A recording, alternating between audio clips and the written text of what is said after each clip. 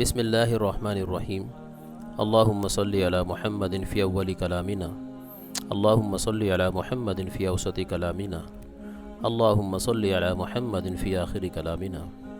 اللہم صلی علی سیدنا و مولانا محمد وبارک وسلم علیہ، اللہم صلی علی محمد وعلی آل محمد کما صلیت علی ابراہیم وعلی آل ابراہیم انک حمید مجید، اللہم بارک علی محمد وعلی آل محمد کما بارکت علی ابراہیم وعلی آل ابراہیم انک حمید مجید۔ لاکھوں کروڑوں اربوں کھربوں درود و سلام ہوں جناب نبی کریم صلی اللہ علیہ وسلم پر کہ اللہ سبحانہ و تعالی نے رسول پاک صلی اللہ علیہ وسلم کو رحمت للعالمین بنا کر مبعوث فرمایا، امام الانبیاء، سردار الانبیاء، خاتم الانبیاء، ختم الرسل، شفیع المذنبین، محبوب رب العالمین، شافع محشر، ساقی کوثر، مجبوروں اور غریبوں کے مأویٰ و ملجا، انسانیت کو اللہ سے ملانے والے اور قیامت کے دن اپنی امت کی شفاعت کرنے والے جناب نبی کریم صلی اللہ علیہ وسلم کے روضہ مبارکہ کا دیدار، آپ صلی اللہ علیہ وسلم کے روضہ مبارک پہ حاضری، یہ ہر کلمہ گو مسلمان کے دل کی آرزو اور تمنا اور دل کی دھڑکن ہے کہ جس کے لیے ہر مسلمان بیتاب رہتا ہے اور بیتاب رہنا چاہیے۔ جو ابھی تک نہیں گئے ان کے اشتیاق کی کیفیت کچھ اور ہے، اور جو ایک مرتبہ اس سعادت کو حاصل کر چکے ان کا اشتیاق اور زیادہ بڑھ چکا ہے۔ اللہ پاک تمام مسلمانوں کو رسول پاک صلی اللہ علیہ وسلم کے روضہ مبارکہ کی زیارت بار بار آداب اور قبولیت کے ساتھ نصیب فرمائے۔ جس مسلمان کو بھی اللہ سبحانہ و تعالی یہ توفیق مرحمت فرمائے، چاہے حج یا عمرے کے ذیل میں ہو یا اس کے علاوہ ہو، تو مسلمانوں کو اس کی کوشش کرنی چاہیے، کیونکہ یہ ایک بہت بڑا ذریعہ ہے ایمان کی ترقی کا، رسول پاک علیہ الصلاۃ والسلام سے عقیدت میں اضافے کا، اور اللہ سبحانہ و تعالی کی محبت میں بڑھوتری کا۔ جس مسلمان بہن یا بھائی کو اللہ سبحانہ و تعالی یہ توفیق عطا فرمائے، سب سے پہلے وہ اپنے گناہوں پہ توبہ کریں، اپنی زندگی کو قرآن و سنت کے مطابق بنانے کی کوشش کریں، سر کے بال سے لے کے پاؤں کے ناخن تک محمدی بن کر توبہ طائب ہو کر رسول پاک صلی اللہ علیہ وسلم کی مسجد اور آپ کے روضے اور آپ کے شہر مبارک مدینۃ المنورہ کی جانب سفر اختیار کرنا چاہیے۔ اور ارشاد فرمایا رسول پاک علیہ السلام نے کہ جو اس کا مفہوم ہے کہ جو مکہ آیا یا حج عمرے کے لیے آیا، خلاصہ یہ کہ حرم آیا اور میرے پاس نہ آیا، اس نے جفا کشی کی، یعنی اس نے بے اعتنائی کی، یعنی کہ حج پہ تو آیا اور میرے پاس نہ آیا۔ یہ بات درست ہے کہ مدینہ طیبہ کی حاضری حج کے ارکان میں سے نہیں ہے، لیکن مسلمان کی محبت کے ارکان میں سے ہے۔ اللہ کے نبی علیہ السلام سے جو ہمارا قلبی تعلق ہے اور ہونا چاہیے، اس کے ارکان میں سے ہے، اس کے لوازمات میں سے ہے، اس کے ایمانی تقاضوں میں سے ہے کہ مسلمان اپنے آقا اور مولا اور اپنے محسن و مربی جناب نبی کریم صلی اللہ علیہ وسلم کے روضہ مبارکہ پر وقتاً فوقتاً حاضر ہوں، کیونکہ ہمارا ایمان کا مرکز ہے، ہمارے ایقان کا مرکز ہے، ہمارے اسلام کا مرکز ہے، ہماری مغفرت کا سامان ہے، ہمارے مأویٰ اور ملجا ہیں، ہمارے محسن ہیں نبی کریم صلی اللہ علیہ وسلم۔ ہم آپ کے احسانات تلے دبے ہوئے ہیں، اور ہم کبھی بھی رسول پاک علیہ السلام کے احسانات کا بدلہ نہیں اتار سکتے،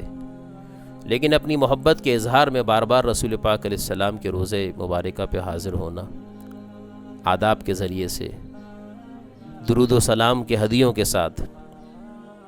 اتباع سنت میں ڈھلتے ہوئے اور اپنی ایمان کی اور اعمال کی دعوت کی کارگزاریاں لے کر نبی علیہ السلام کے روزے پہ حاضر ہونا، یہ بہت بڑی سعادت ہے، اللہ سب کو نصیب فرمائے۔ تو جن مسلمانوں کو اس کی توفیق نصیب ہو تو جب وہ اپنے عمرے کے عمل سے فارغ ہوں اور مدینۃ النبی، مدینہ منورہ کہ ارض مقدس اور پاکیزہ سرزمین کی جانب روانہ ہوں، تو افضل ہے کہ غسل کریں، پاک صاف ہوں، سنت حلیہ اختیار کریں، مستورات شرعی پردہ اختیار کریں، اور مسلمان سنت لباس پہنیں، اپنے سر کو ڈھانکیں، اللہ توفیق دے تو عمامہ شریف پہنیں، مسواک کریں، خوشبو لگائیں، ٹخنوں سے اوپر شلوار رکھیں، اور عورتیں شرعی پردہ کر کے مکۃ المکرمہ سے سفر اختیار کریں، 2 نفل پڑھ کے اللہ سبحانہ و تعالیٰ سے قبولیت اور عافیت مانگیں، اور ذکر و فکر اور درود شریف کے ہدیے پہلے سے بھی تیار کر کے لے کے جائیں اپنے ملک سے، اور وہاں پہنچ کے بھی اس کی کثرت رکھیں، اور یہ دعائیں کرتے کرتے مدینۃ النبی صلی اللہ علیہ وسلم کی طرف روانہ ہو، اور سارے سفر میں ان اعمال سے سرشار رہیں۔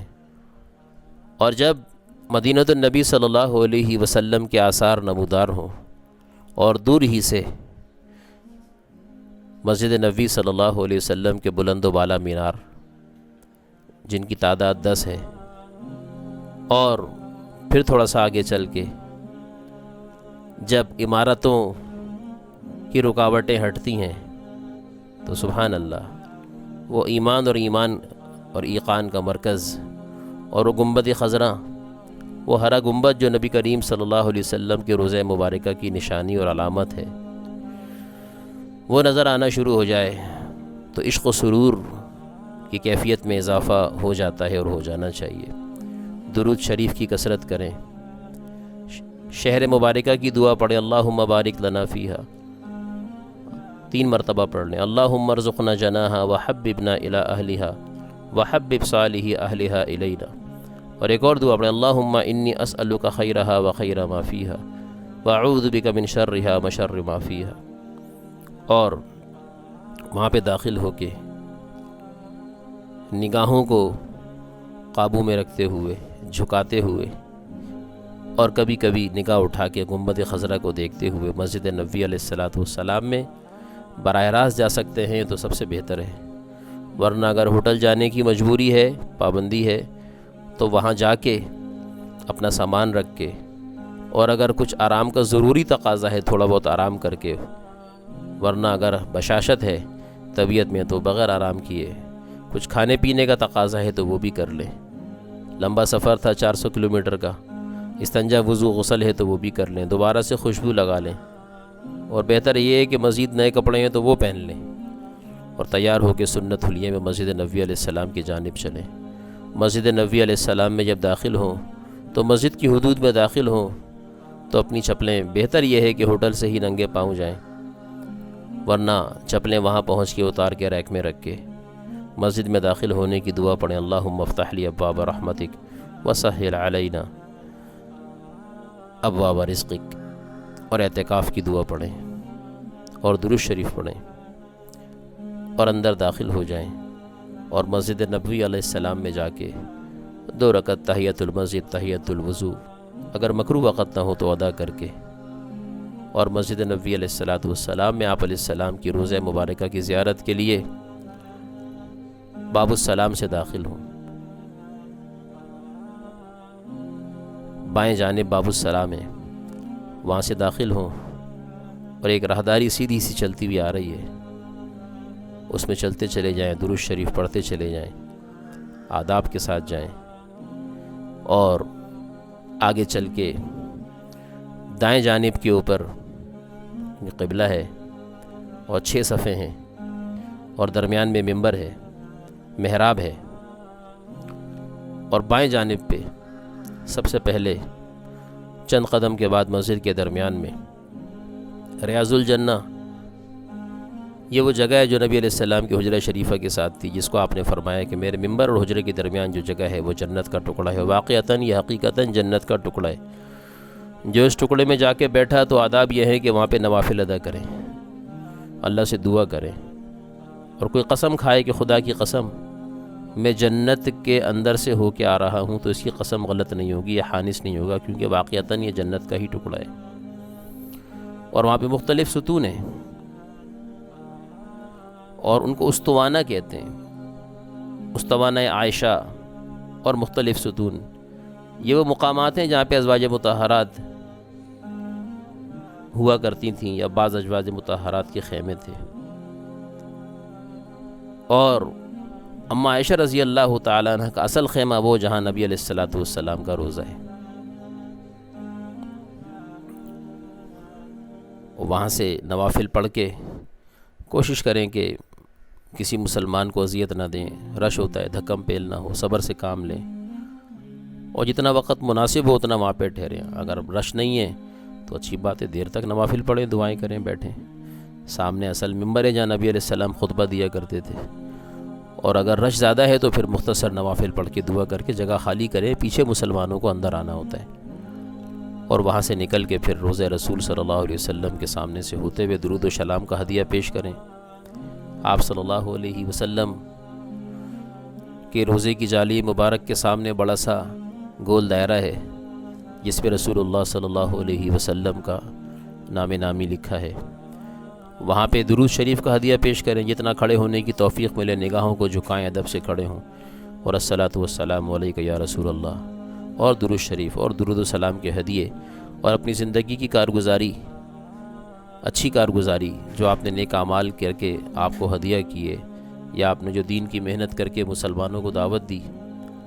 وہ کارگزاری نبی علیہ السلام کو سنانے کا موقع ہو تو سنائیں۔ اگر آپ کو عربی کی احادیث یاد ہیں تو اللہ کے نبی علیہ السلام کو اپنا سبق سنا دیں وہ احادیث،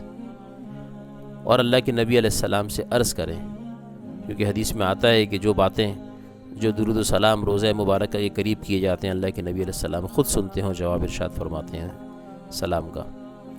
تو آپ علیہ السلام سے عرض کریں کہ یا رسول اللہ، اللہ پاک سے میری مغفرت، میرے لیے عافیت، میرے لیے ہدایت، یہ جو دعائیں نبی علیہ السلام سے اپنے لیے امت کے لیے کروانا چاہتے ہیں، آپ علیہ السلام سے عرض کر دیں کہ آپ اللہ کی بارگاہ میں اس کی سفارش فرما دیجئے، آپ شفاعت فرما دیجئے۔ اور پھر ادب کے ساتھ وہاں سے آگے بڑھتے ہوئے اگلا دائرہ جو بنا ہوا ہے وہ ابوبکر صدیق رضی اللہ تعالیٰ عنہ، پھر اس کے بعد حضرت عمر رضی اللہ تعالیٰ عنہ، حضرت شیخین جو زندگی میں بھی حضور کے ساتھ رہے اور وفات کے بعد بھی اللہ کے نبی کے ساتھ ہیں، اور قیامت تک نبی علیہ السلام کے ساتھ رہیں گے، اور وہیں قبروں سے نبی علیہ السلام کے ساتھ اٹھیں گے۔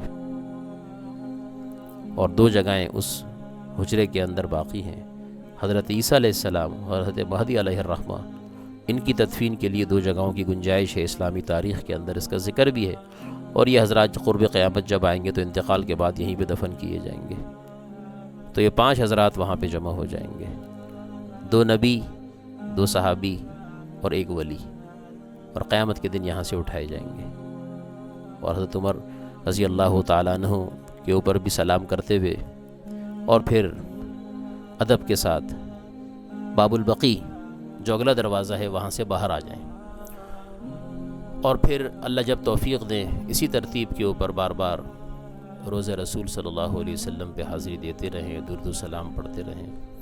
مسجد نبوی علیہ السلام میں اعمال کا اہتمام کریں، نماز تکبیر اولیٰ سے پڑھیں، اور صبح و شام جب جنت البقیع قبرستان کے دروازے کھولے جاتے ہیں فجر اور عصر کے بعد، اور مردوں کو اندر جانے کی اجازت ہوتی ہے، عورتیں باہر جالیوں سے دیکھ سکتی ہیں،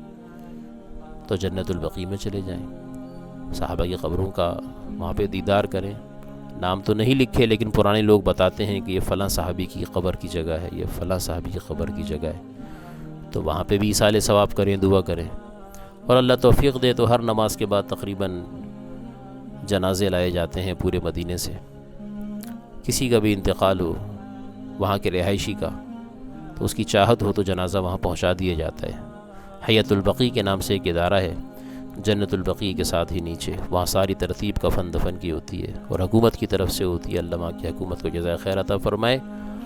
یہ اتنا بڑا فریضہ انجام دے رہے ہیں، اور ایک وقت میں کئی جنازے، 2 3 4 5 10 جنازے، مرد عورت بچے مکس، اور وہ ساری چیزیں احسن طریقے سے ہوتی ہیں، اور ان جنازوں میں بھی شرکت کر لیں، تدفین کے اندر شریک ہو جائیں، اور جتنے ایام وہاں پہ رہیں گناہوں سے بچیں، اعمال کا اہتمام کریں، نماز تکبیر اولیٰ سے پڑھیں، اور وہاں کے مقامات مقدسہ جو مدینۃ النبی صلی اللہ علیہ وسلم کے اندر ہیں، وہاں سے اطراف میں ہیں، موقع ملے تو وہاں کا بھی ضرور ایک چکر لگائیں، وہاں حاضری دیں، اور اس تاریخ کو یاد کریں جو اس کے ساتھ منسلک ہے، اور اپنی زندگیوں کو بدل کے توبہ طائب ہو کے وہاں سے واپس آنے کی کوشش کریں۔ نبی علیہ السلام کی محنت کو اپنی محنت بنا کے آئیں، آپ کے مقصد کو اپنا مقصد بنا کے آئیں، آپ کی سنتوں پہ عمل کی نیت سے آئیں، گناہوں کو ترک کر کے توبہ کر کے وہاں سے واپس آئیں۔ اللہ سبحانہ و تعالی ہم سب کو بار بار رسول پاک علیہ الصلوۃ والسلام کے روضہ مبارکہ کی زیارت نصیب فرمائیں، اور آپ صلی اللہ علیہ وسلم کی شفاعت